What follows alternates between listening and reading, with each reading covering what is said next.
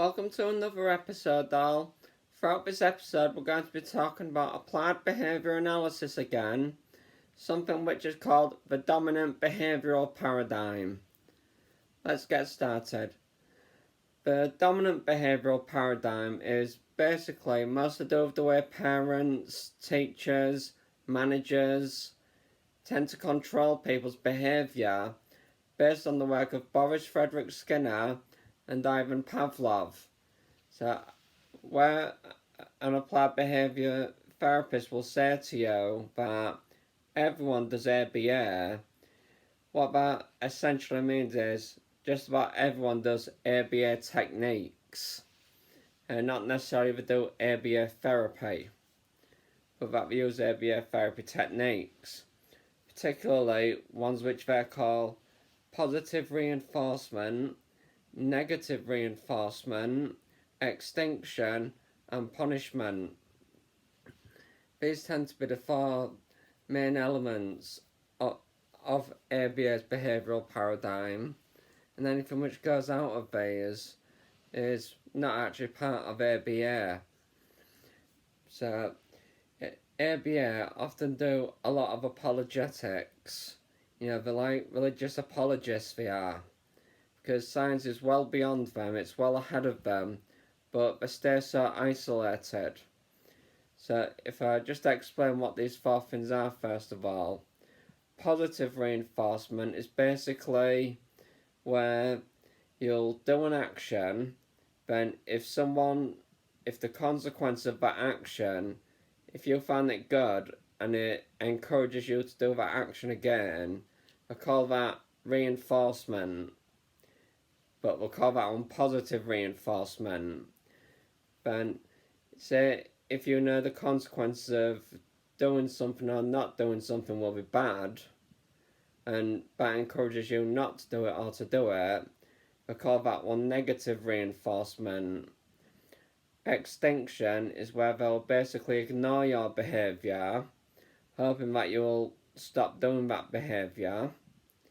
And punishment, in their terms, is not necessarily just where they beat you up, but is where they take something from you to try and eliminate behaviour. And what you'll find is you'll find ABA therapists today will often say to you, we only use positive reinforcement.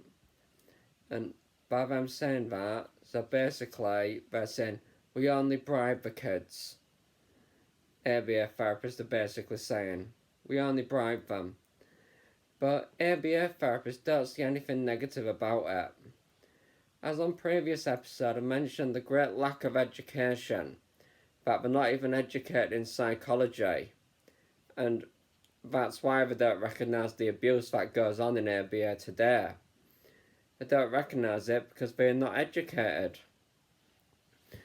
Such as when it comes to motivation, there's different kinds of motivation. So psychologists distinguish between intrinsic motivation, where you do something from within, you actually want to do it, you do it from your own will, you don't do it for the sake of a reward, you don't do it to avoid a punishment, you just willfully do it. It's according to your own will. But then there's what they call extrinsic motivation, where you're motivated by rewards, bribes and threats. And ABA doesn't believe in intrinsic motivation. It only believes in extrinsic, that you're controlled by the environment, which is why it's full of bribes and threats, ABA therapy is. Because if you think to yourself, positive reinforcement and negative reinforcement are basically opposites, and since they both do the same thing, increase the likelihood of someone doing something. Basically it's two sides of the same coin. So punishing someone or rewarding someone is basically the same thing. It basically has the same results. So why did they want to do negative reinforcement to begin with, when it does the same thing?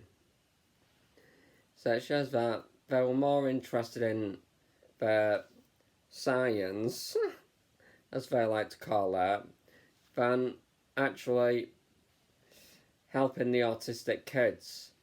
They were more interested in all this data gathering, in actually modifying behaviour in people. And what we come to see is there's numerous reasons of why we shouldn't keep rewarding kids and manipulating their behaviour. First of all, I think manipulation is morally objectionable, but we should not use manipulation as a technique to modify someone's behaviour. Because what we've seen in ABA as a result of that is the autistic people who went through ABA are significantly more likely to be sexually abused or to experience abuse in general, because they are so easily manipulated by experiencing years of their childhood being manipulated by an ABA therapist, by being told not what to do, that they've got to do whatever someone tells them to do. So personally, I'm against the idea of using manipulation as a method, as an intervention in general. Now, there is something which is called self-determination theory, led by a psychologist called Richard Ryan. And on this, it shows us the dimensions he does of what produces intrinsic motivation. It's rather based more on the human needs. So I've got the need of autonomy, relatedness, sometimes referred to as a sense of belonging, and competence. And these three things produce are the three dimensions of intrinsic motivation. So altogether, by ABA being so obsessed with rewards and so on, the extrinsic motivators tend to destroy intrinsic motivation. So the motivation that comes from within you actually gets destroyed the more you get rewarded for the task at hand. This study has been replicated numerous times when they've done it in numerous situations. For example, when they compare schools that give grades to schools that don't give grades, they found that the ones who have not been getting rewarded, praised and so on, they found that those kids, they seem to remain excited about learning. But the ones who are always getting rewarded grades lose interest in what they're doing to get the reward, so they lose interest in learning altogether by being persistently rewarded, being persistently praised and so on.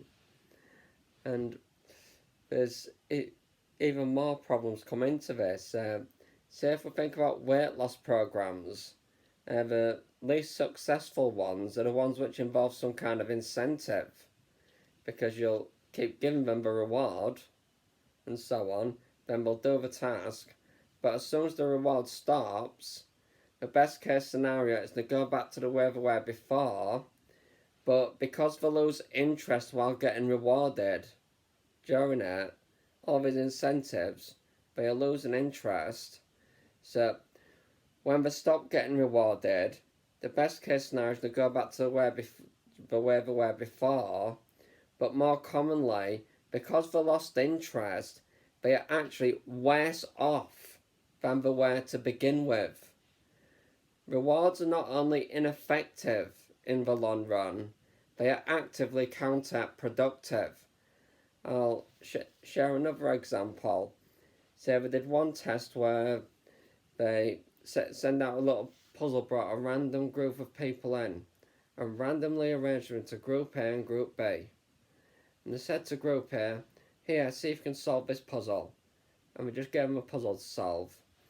Then they said to Group B, here's the reward you'll get if you solve this puzzle. But even worse, when they did it again, here's the reward you'll get if you solve this puzzle correctly. And what we come to say again and again each time we do this kind of study, regardless of what the reward is, regardless of how well they do, I found that those who are not expecting a reward always do better than those who are expecting the reward. Because those who are expecting the reward, it's no longer about the task, it's about the reward. But they don't do so good at the task. They're not motivated for the task at hand. They're motivated about the reward.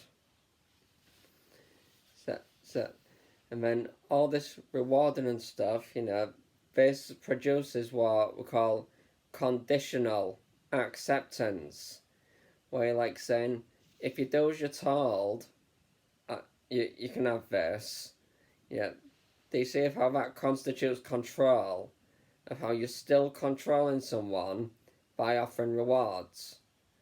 When you say, if you don't do what I tell you to do, I'm going to make you suffer.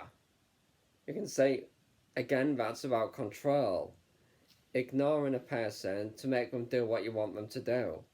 Again, that's about control. Putting threats in place for negative reinforcement. Once again, it's all about control. All four of ABA's behavioural paradigm of what we say, such as say if someone an employee was being offered a promotion, saying do so well and you'll get this promotion, and so on. And what we'll come to find is, eventually the individual gets the promotion, then they get that little kick of joy, but because they were rewarded, they lost interest, and the quality of performance went downhill. So once they're promoted, you lose quality. Promote them again, you'll lose more quality, they'll get worse.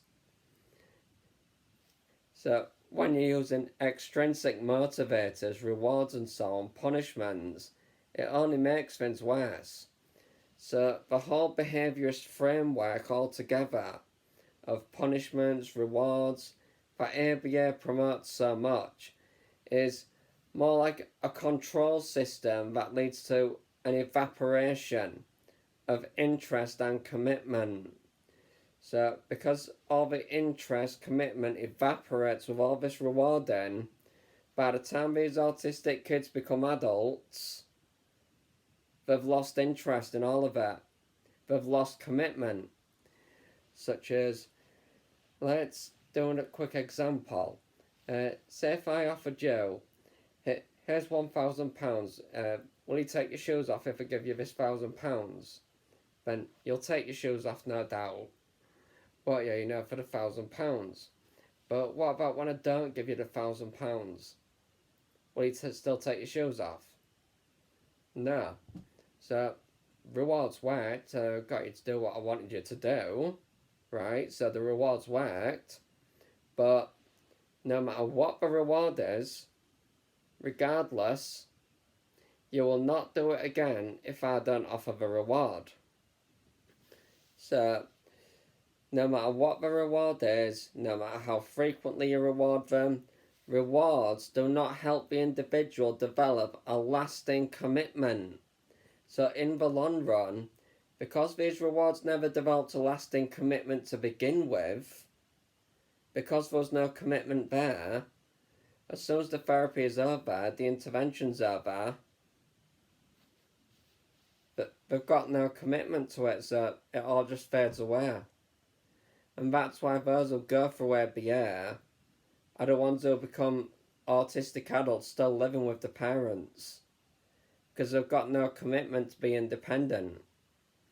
Such as when we look at their goal to begin with, the child's goal is to get the reward, to do as they're told. So, if all they're doing is doing as they're told, where's the independence in that? So the fact of the matter that the child was never aiming for independence to begin with, how would the child be any more independent? The therapist was not teaching independence, but they are under the illusion they are teaching independence. But it's not independent if you've got to be told what to do.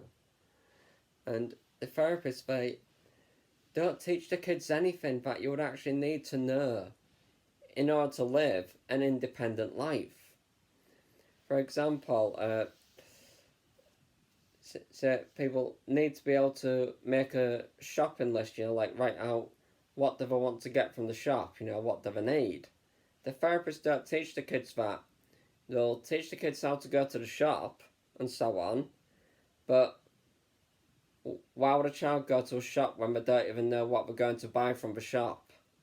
So wouldn't it be more important to actually teach the child of how to decide what to get from the shop first?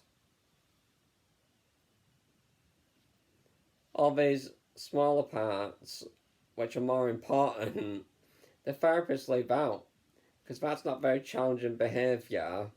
So the therapists say, oh, that's not relevant. But it's absolutely relevant, because if you don't do that, you won't get them to go to the shop. So there's great flaws in their ideology in ABA. So the whole thing is actually a control system, which is actively counterproductive. It causes conditional acceptance, where a child is only worthy of love and affection if they do as they're told. They're not loved unconditionally for who they are. By only being able to get a reward or get what they want by doing as they're told, that squelches autonomy, and by squelching the autonomy, you squelch the intrinsic motivation. By destroying the intrinsic motivation, they don't have the motivation to do what they need to do when they become adults, when they become independent. Because they don't become independent, because all the motivation was destroyed by ABA. But ABA doesn't do any research about what happens later on in life. None of them. There's actually university studies, such as one done recently by the University of Kent on ABA, and it shows that the long-term effects of ABA actually cause an 86% more likely chance that the individual who went through ABA will develop post-traumatic stress disorder. That's what university studies are showing, those who are actually looking at the long-term effects. The ones who are actual psychologists who are up to date, they're the ones seeing these negative effects of rewards in the long run, of how it destroys intrinsic motivation, of how it's ineffective in the long run, it doesn't work out, of how it squelches autonomy, makes individuals dependent, it doesn't make them independent. So altogether, from B.F. Skinner's work and Ivan Pavlov's work, it all works as a control system that once was believed to be successful, but it's actively counterproductive, unsuccessful, doesn't work in the long run. All you get out of ABA is temporary compliance. But compliance is not independence. If you're being compliant, your behaviour is entirely dependent upon what the people around you are doing. It's not independent, it's not dependent on yourself. So you don't get any independence out of applied behaviour analysis therapy. They don't get any. They may become able to do certain tasks, but ABA therapists, they don't explain the task to the children. They don't explain why should they do that task. So when the kids become adults, because it was never explained to them why they should do that, they don't see the point in doing it. Because they haven't never learnt the point to do it, they don't do it. So ABA's got so many gaps and holes in it. Inside of its intervention. They don't explain things to the kids, they just get the kids to do certain behaviours. They don't explain life to kids, of how are you going to live an independent life. They overvalue independence, that they squelch and eliminate interdependence. Because independence and autonomy are not the same thing. And interdependence is not a bad thing. It's not bad to need help and support. So really altogether, the behaviourist framework, it's actually these the core assumptions of it. The core assumptions of ABA is actually the problem. That is the very problem, the core assumptions of ABA. So no matter what changes ABA therapists make to ABA, might be able to rub off some edges and so on, stop the PTSD developing. But the fact that it is the core that is the problem, because the core belief is that there is no core. If you don't believe in anything beneath the surface, you've got no core to who you are as a human. You're just subjected to reinforcers around you. So, no matter what they do, no matter what changes get made, ABA will always be problematic by the very fact it is the core assumptions that cause this evaporation of commitment, interest, long-lasting. It is the very core problematic assumptions. So ABA never will be successful in the long run. It will always fail in the long run, applied behaviour analysis. So what we've got to do, as I'll discuss on some later episodes, I'll discuss some alternative interventions, such as DIR floor time, for example, by Stanley Greenspan.